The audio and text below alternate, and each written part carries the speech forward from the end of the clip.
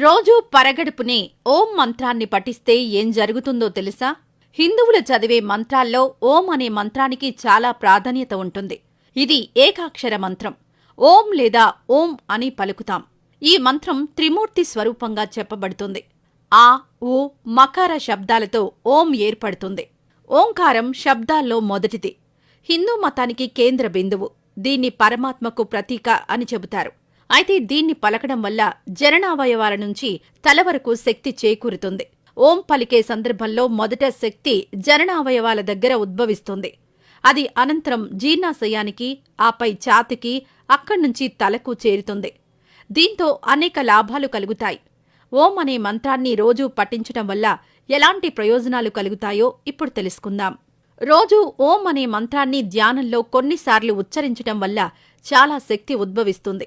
ఓ దశలో ఆధ్యాత్మిక స్థాయి పెరిగి దైవంతో మన ఆత్మ కనెక్ట్ అవుతుంది. దీంతో ఒంట్లో పాజిటివ్ వైబ్రేషన్స్ వచ్చి అనారోగ్యాలు నయమవుతాయి.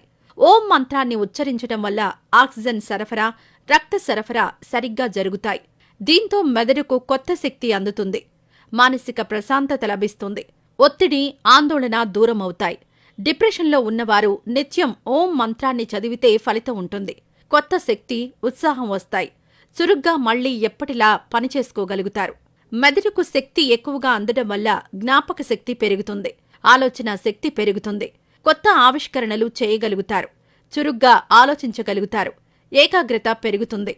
ఏదైనా అంశంపై దృష్టి సారిస్తే ధ్యాస తప్పకుండా ఉంటుంది. చదువుల్లో చక్కగా రాణించవచ్చు. విద్యార్థులకు బాగా మేలు జరుగుతుంది. ఓం మంత్రాన్ని రోజూ ఉచ్చరించడం వల్ల శరీరం, మనస్సు అన్నీ మన కంట్రోల్లోకొస్తాయి. అనవసరపు ఆలోచనలు రావు. శరీరంలో ఉన్న విష పదార్థాలు బయటకు వెళ్లిపోతాయి. శరీరం అంతర్గతంగా శుభ్రమవుతుంది. చర్మం కాంతివంతంగా మారుతుంది. ఓం మంత్రాన్ని మనం ఓం అక్షరంతో రాస్తాం కదా. అయితే ఈ అక్షరం వినాయకుడిని పోలి ఉంటుంది. అక్షరం పైభాగం వినాయకుడి తలను, మధ్య భాగం తొండాన్ని, కింది భాగం వినాయకుడి పొట్టను సూచిస్తాయి. దీంతో ఓంను ఉచ్చరించడం వల్ల ఆయన్ను పూజించినట్టు కూడా అవుతుంది. ఇలా చేయడం వల్ల వినాయకుడి అనుగ్రహం కూడా లభిస్తుంది. స్వరపేటిక సమస్య ఉన్నవారు ఓం మంత్రాన్ని పఠించాలి. ఆ సమస్య పోతుంది. మృదువైన కంఠ స్వరం వస్తుంది. ఇస్లాంలో ఓంను సమా అని పిలుస్తారు. అక్షరం కూడా హిందూ ఓంను పోలి ఉంటుంది.